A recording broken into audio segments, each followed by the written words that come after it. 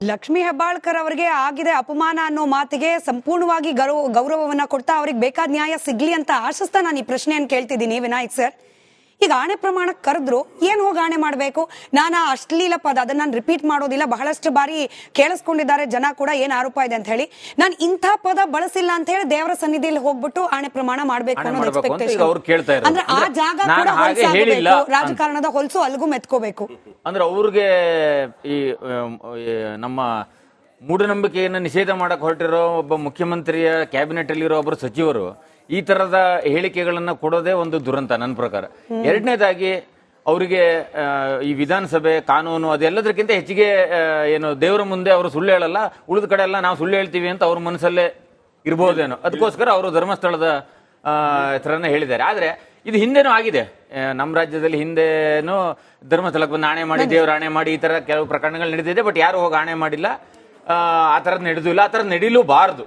ಯಾಕಂದ್ರೆ ದೇವರ ಮುಂದೆ ಹೋಗಿ ನಿಂತು ಕೇಳುವಂಥದ್ದು ಇವರು ಮಾಡ್ಕೊಂಡಿರೋ ಜಗಳಕ್ಕೆ ಅದನ್ನ ಇನ್ನೆಲ್ಲೋ ಕ್ಷೇತ್ರಕ್ಕೋ ಇನ್ನೆಲ್ಲಕ್ಕೋ ಅದನ್ನ ತಗೊಂಡು ಹೋಗುವಂಥದ್ದು ಸರಿನೂ ಅಲ್ಲ. ಅದನ್ನ ಈಗ ಇಷ್ಟೆಲ್ಲ ಕಾನೂನು ಮೇಲೆ ಅವರಿಗೆ ನಂಬಿಕೆ ಇಲ್ಲ ಅಂತ ತೋರಿಸುತ್ತೆ. ಈಗ ಕಾನೂನು ಕೇಸ್ ಹಾಕಿದ್ದಾರೆ, CID ಕೊಟ್ಟಿದ್ದಾರೆ, ವಿಧಾನ ಪರಿಷತ್ ಸಭಾಧ್ಯಕ್ಷರಿಗೆ ಕಂಪ್ಲೇಂಟ್ ಕೊಟ್ಟಿದ್ದಾರೆ, ಎಲ್ಲ ಕೊಟ್ಟು ಇಲ್ಲ ಒಂದೇ ಮಾತಲ್ಲಿ ಮೊದಲೇ ಹೇಳ್ಬೋದಾಗಿತ್ತು ನೀವು ಧರ್ಮಸ್ಥಳಕ್ಕೆ ಬಂದು ಹೇಳಿ ಅಂತ. ಉಳಿದಿದ್ದು ಯಾವ್ದನ್ನು ಮಾಡಬಾರ್ದು.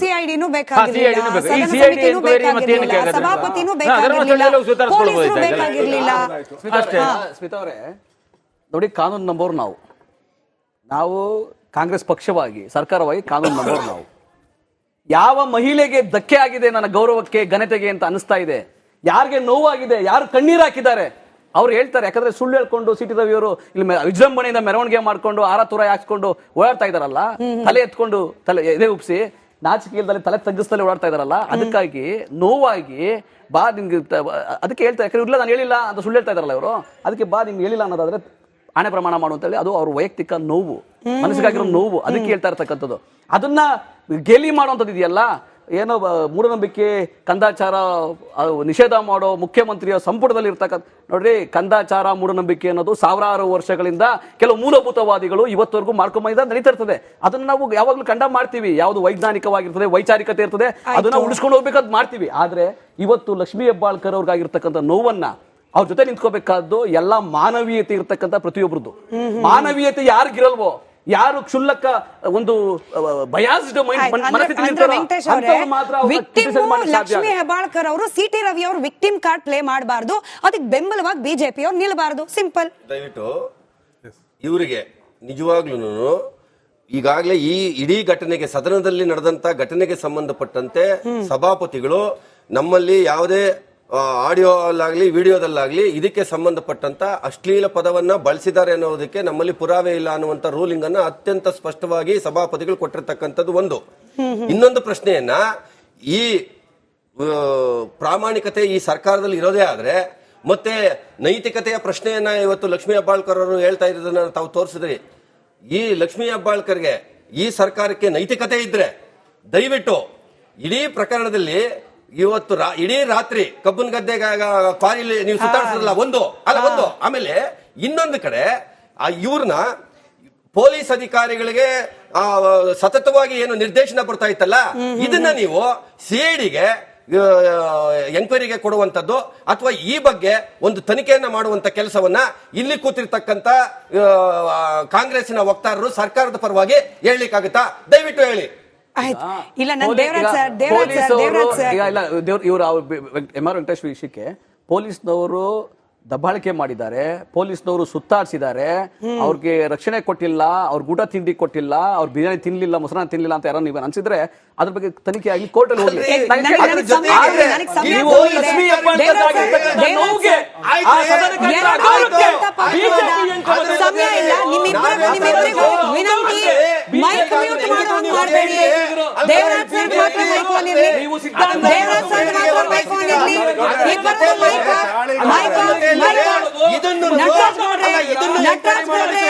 ವೆಂಕಟೇಶ್ ಎರಡೂ ಪಕ್ಷದವರು ಆಯ್ತು ಇಬ್ರದ್ದು ಮಾತಾಯ್ತು ಕಳೆದಾಗಿ ದೇವರಾಜ್ ಸರ್ ಆಯ್ತು, ನಿಮ್ ಮಾತಾಯ್ತು, ನಟರಾಜ್ ಗೌಡ್ರೆ ನಿಮ್ದು ಮಾತಾಯ್ತು. ತನಿಖೆಗೆ ಇದನ್ನು ಒಳಪಡಿಸಿ. ದೇವರಾಜ್ ಸರ್ 30 ಸೆಕೆಂಡ್ ಸಮಯ ಇರೋದು. ನಟರಾಜ್ ಗೌಡ್ರೆ ಕೇಳಿಸ್ಕೊಳ್ಳಿ. ಕಿರ್ಚಾಡೋದ್ರಿಂದ ವೆಂಕಟೇಶ್ ಅವರೇ, ನಟರಾಜ್ ಗೌಡ್ರೆ ಸದನಕ್ಕೆ ಮಾಡಿರುವ ಅಪಮಾನ ಇದೆಯಲ್ಲ ಇವತ್ತು. ಇಲ್ಲ ಆಯ್ತು ಸಮಯ ಇಲ್ಲ. Thank you. ಕಡೆದಾಗಿ ಈಗ ಆಲ್ರೆಡಿ ಸುವರ್ಣಸೌಧ ಅನ್ನೋ ಅತ್ಯಂತ ಪವಿತ್ರವಾದ ಕ್ಷೇತ್ರಕ್ಕೆ ಮಾಡಬಾರದ ಅಪಮಾನ ಆಗಿದೆ. ಪಕ್ಷಾತೀತವಾಗಿ ನಾನು ಈ ಮಾತನ್ನು ಹೇಳ್ತಾ ಇದ್ದೀನಿ. ಮಂಜುನಾಥನ ಸನ್ನಿಧಿಯನ್ನ ಕೂಡ ದಯವಿಟ್ಟು ಹೊಲಸು ಮಾಡಬೇಡಿ. ಕಾನೂನು ಹಾಗೆ ಅದರ ನಿಯಮಾವಳಿಗಳು ಅದ್ರ ಬಗ್ಗೆ ಜನಪ್ರತಿನಿಧಿಗಳಿಗೆ ನಂಬಿಕೆ ಉಳಿದೇ ಹೋದ್ರೆ ಜನರಿಗೇನು ಹೇಳ್ತೀರಿ ನೀವು? ಜನರಿಗೇನು ಉತ್ತರ ಕೊಡ್ತೀರಿ? ಈ ಪ್ರಕರಣ 4-5 ದಿನದಿಂದ ತೆಗೆದುಕೊಳ್ಳಬಾರದ ಆಂಗಲ್ ಎಲ್ಲ ತೆಗೆದುಕೊಂಡಾಗಿದೆ. ನಿಲ್ಲಿಸಿ, ಜನರ ಅಭಿವೃದ್ಧಿ ಕಡೆ ಗಮನ ಕೊಡಿ ಅಂತ ಹೇಳ್ತಿದ್ದೀನಿ. ಧನ್ಯವಾದ ಎಲ್ರಿಗೂ ಕೂಡ ಚರ್ಚೆಯಲ್ಲಿ ಭಾಗಿಯಾಗಿದ್ದಕ್ಕೆ. ನೋಡ್ತಾ ಇರಿ ರಿಪಬ್ಲಿಕ್ ಕನ್ನಡ, ಇದು ನಿಮ್ಮ ಧ್ವನಿ. ಲಕ್ಷ್ಮೀ ಹೆಬ್ಬಾಳ್ಕರ್ ಅವರಿಗೆ ಆಗಿದೆ ಅಪಮಾನ ಅನ್ನೋ ಮಾತಿಗೆ ಸಂಪೂರ್ಣವಾಗಿ ಗೌರವವನ್ನ ಕೊಡ್ತಾ ಅವ್ರಿಗೆ ಬೇಕಾದ ನ್ಯಾಯ ಸಿಗ್ಲಿ ಅಂತ ಆಶಿಸ್ತಾ ನಾನು ಈ ಪ್ರಶ್ನೆಯನ್ನು ಕೇಳ್ತಿದ್ದೀನಿ ವಿನಾಯಕ್ ಸರ್. ಈಗ ಆಣೆ ಪ್ರಮಾಣಕ್ಕೆ ಕರೆದ್ರು ಏನ್ ಹೋಗಿ ಆಣೆ ಮಾಡಬೇಕು? ನಾನು ಅಶ್ಲೀಲ ಪದ ಅದನ್ನ ನಾನು ರಿಪೀಟ್ ಮಾಡೋದಿಲ್ಲ, ಬಹಳಷ್ಟು ಬಾರಿ ಕೇಳಿಸ್ಕೊಂಡಿದ್ದಾರೆ ಜನ ಕೂಡ ಏನ್ ಆರೋಪ ಇದೆ ಅಂತ ಹೇಳಿ. ನಾನು ಇಂಥ ಪದ ಬಳಸಿಲ್ಲ ಅಂತ ಹೇಳಿ ದೇವರ ಸನ್ನಿಧಿಯಲ್ಲಿ ಹೋಗ್ಬಿಟ್ಟು ಆಣೆ ಪ್ರಮಾಣ ಮಾಡಬೇಕು ಅನ್ನೋದು ಎಕ್ಸ್ಪೆಕ್ಟೇಷನ್. ಅಂದ್ರೆ ಆ ಜಾಗ ಕೂಡ ಹೊಲಸಾಗಬೇಕು, ರಾಜಕಾರಣದ ಹೊಲಸು ಅಲ್ಗೂ ಮೆತ್ಕೋಬೇಕು. ಅಂದ್ರೆ ಅವ್ರಿಗೆ ಈ ನಮ್ಮ ಮೂಢನಂಬಿಕೆಯನ್ನು ನಿಷೇಧ ಮಾಡಕ್ ಹೊರಟಿರೋ ಒಬ್ಬ ಮುಖ್ಯಮಂತ್ರಿಯ ಕ್ಯಾಬಿನೆಟ್ ಅಲ್ಲಿರೋ ಒಬ್ಬರು ಸಚಿವರು ಈ ತರದ ಹೇಳಿಕೆಗಳನ್ನ ಕೊಡೋದೇ ಒಂದು ದುರಂತ ನನ್ನ ಪ್ರಕಾರ. ಎರಡನೇದಾಗಿ ಅವರಿಗೆ ಈ ವಿಧಾನಸಭೆ ಕಾನೂನು ಅದೆಲ್ಲದಕ್ಕಿಂತ ಹೆಚ್ಚಿಗೆ ಏನು ದೇವರ ಮುಂದೆ ಅವರು ಸುಳ್ಳು ಹೇಳಲ್ಲ, ಉಳಿದ ಕಡೆ ಎಲ್ಲ ನಾವು ಸುಳ್ಳು ಹೇಳ್ತೀವಿ ಅಂತ ಅವ್ರ ಮನಸ್ಸಲ್ಲೇ ಇರ್ಬೋದೇನೋ. ಅದಕ್ಕೋಸ್ಕರ ಅವರು ಧರ್ಮಸ್ಥಳದ ಹತ್ರನೇ ಹೇಳಿದ್ದಾರೆ. ಆದ್ರೆ ಇದು ಹಿಂದೆನೂ ಆಗಿದೆ.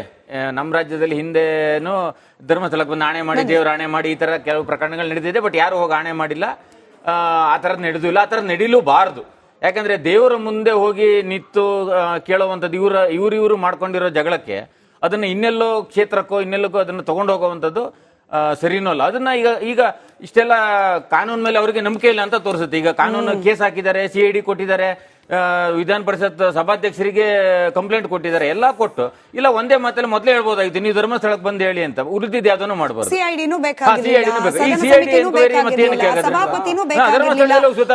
ಬೇಕಾಗಿರ್ಲಿಲ್ಲ. ಅಷ್ಟೇ. ಸ್ಮಿತಾ ಅವರೇ ನೋಡಿ, ಕಾನೂನು ನಂಬೋರು ನಾವು ಕಾಂಗ್ರೆಸ್ ಪಕ್ಷವಾಗಿ ಸರ್ಕಾರವಾಗಿ ಕಾನೂನು ನಂಬೋರು ನಾವು. ಯಾವ ಮಹಿಳೆಗೆ ಧಕ್ಕೆ ಆಗಿದೆ ನನ್ನ ಗೌರವಕ್ಕೆ ಘನತೆಗೆ ಅಂತ ಅನಿಸ್ತಾ ಇದೆ, ಯಾರಿಗೆ ನೋವಾಗಿದೆ, ಯಾರು ಕಣ್ಣೀರು ಹಾಕಿದ್ದಾರೆ ಅವ್ರು ಹೇಳ್ತಾರೆ. ಯಾಕಂದ್ರೆ ಸುಳ್ಳು ಹೇಳ್ಕೊಂಡು ಸಿಟಿ ರವಿಯವರು ಇಲ್ಲಿ ವಿಜೃಂಭಣೆಯಿಂದ ಮೆರವಣಿಗೆ ಮಾಡ್ಕೊಂಡು ಆರ ತುರ ಹಾಕ್ಸ್ಕೊಂಡು ಓಡಾಡ್ತಾ ಇದಾರಲ್ಲ, ತಲೆ ಎತ್ಕೊಂಡು ತಲೆ ಎದೆ ಉಪ್ಸಿ ನಾಚಿಕೆಯಲ್ಲಿ ತಲೆ ತಗ್ಗಿಸ್ತಲೇ ಓಡಾಡ್ತಾ ಇದಾರಲ್ಲ, ಅದಕ್ಕಾಗಿ ನೋವಾಗಿ ಬಾ ನಿಮ್ಗೆ ಅದಕ್ಕೆ ಹೇಳ್ತಾರೆ. ಯಾಕಂದ್ರೆ ಇಲ್ಲ ನಾನು ಹೇಳಿಲ್ಲ ಅಂತ ಸುಳ್ಳು ಹೇಳ್ತಾ ಇದಾರಲ್ಲ ಇವರು, ಅದಕ್ಕೆ ಬಾ ನಿಮ್ಗೆ ಹೇಳಿಲ್ಲ ಅನ್ನೋದಾದ್ರೆ ಆಣೆ ಪ್ರಮಾಣ ಮಾಡುವಂತ ಹೇಳಿ ಅದು ಅವ್ರ ವೈಯಕ್ತಿಕ ನೋವು, ಮನಸ್ಸಿಗಾಗಿರೋ ನೋವು, ಅದಕ್ಕೆ ಹೇಳ್ತಾ ಇರ್ತಕ್ಕಂಥದ್ದು.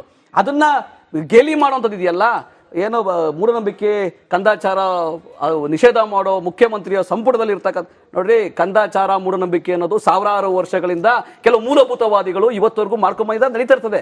ಅದನ್ನ ನಾವು ಯಾವಾಗ್ಲೂ ಕಂಡಮ್ ಮಾಡ್ತೀವಿ. ಯಾವ್ದು ವೈಜ್ಞಾನಿಕವಾಗಿರ್ತದೆ, ವೈಚಾರಿಕತೆ ಇರ್ತದೆ, ಅದನ್ನ ಉಳಿಸ್ಕೊಂಡು ಹೋಗ್ಬೇಕಾದ್ ಮಾಡ್ತೀವಿ. ಆದ್ರೆ ಇವತ್ತು ಲಕ್ಷ್ಮೀ ಹೆಬ್ಬಾಳ್ಕರ್ ಅವ್ರಿಗಾಗಿರ್ತಕ್ಕಂಥ ನೋವನ್ನ ಅವ್ರ ಜೊತೆ ನಿಂತ್ಕೋಬೇಕಾದ್ದು ಎಲ್ಲ ಮಾನವೀಯತೆ ಇರ್ತಕ್ಕಂಥ ಪ್ರತಿಯೊಬ್ಬರದ್ದು.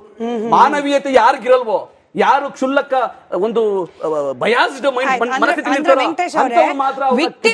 ಲಕ್ಷ್ಮೀ ಹೆಬ್ಬಾಳ್ಕರ್ ಅವರು CT ರವಿ ಅವರು ವಿಕ್ಟಿಮ್ ಕಾರ್ಡ್ ಪ್ಲೇ ಮಾಡಬಾರ್ದು, ಅದಕ್ಕೆ ಬೆಂಬಲವಾಗಿ ಬಿಜೆಪಿ ಅವ್ರು ನಿಲ್ಬಾರ್ದು. ಸಿಂಪಲ್. ದಯವಿಟ್ಟು ಇವರಿಗೆ ನಿಜವಾಗ್ಲೂ ಈಗಾಗಲೇ ಈ ಇಡೀ ಘಟನೆಗೆ, ಸದನದಲ್ಲಿ ನಡೆದಂತ ಘಟನೆಗೆ ಸಂಬಂಧಪಟ್ಟಂತೆ ಸಭಾಪತಿಗಳು ನಮ್ಮಲ್ಲಿ ಯಾವುದೇ ಆಡಿಯೋಲ್ಲಾಗ್ಲಿ ವಿಡಿಯೋದಲ್ಲಾಗ್ಲಿ ಇದಕ್ಕೆ ಸಂಬಂಧಪಟ್ಟಂತ ಅಶ್ಲೀಲ ಪದವನ್ನ ಬಳಸಿದ್ದಾರೆ ಅನ್ನೋದಕ್ಕೆ ನಮ್ಮಲ್ಲಿ ಪುರಾವೆ ಇಲ್ಲ ಅನ್ನುವಂತ ರೂಲಿಂಗ್ ಅನ್ನ ಅತ್ಯಂತ ಸ್ಪಷ್ಟವಾಗಿ ಸಭಾಪತಿಗಳು ಕೊಟ್ಟಿರ್ತಕ್ಕಂಥದ್ದು ಒಂದು.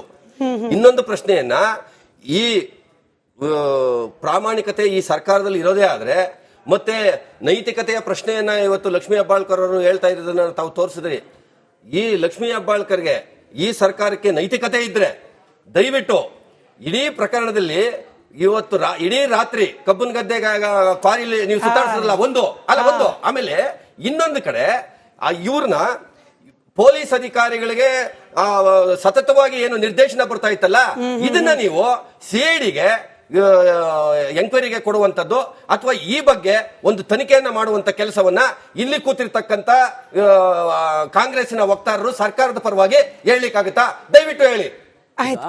ಇಲ್ಲ, ನಾನು ದೇವರಾಜ್ ಸರ್ ಇವರು MR ವೆಂಕಟೇಶ್ ವಿಷಯಕ್ಕೆ ಪೊಲೀಸ್ನವರು ದಬ್ಬಾಳಿಕೆ ಮಾಡಿದ್ದಾರೆ, ಪೊಲೀಸ್ನವರು ಸುತ್ತಾಡ್ಸಿದ್ದಾರೆ, ಅವ್ರಿಗೆ ರಕ್ಷಣೆ ಕೊಟ್ಟಿಲ್ಲ, ಅವ್ರಿಗೆ ಊಟ ತಿಂಡಿ ಕೊಟ್ಟಿಲ್ಲ, ಅವ್ರು ಬಿರಿಯಾನಿ ತಿನ್ಲಿಲ್ಲ, ಮೊಸರನ್ನ ತಿನ್ಲಿಲ್ಲ ಅಂತ ಯಾರೋ ನೀವು ಅನ್ಸಿದ್ರೆ ಅದ್ರ ಬಗ್ಗೆ ತನಿಖೆ ಆಗಿ ಕೋರ್ಟ್ ಅಲ್ಲಿ ಹೋಗ್ಲಿ.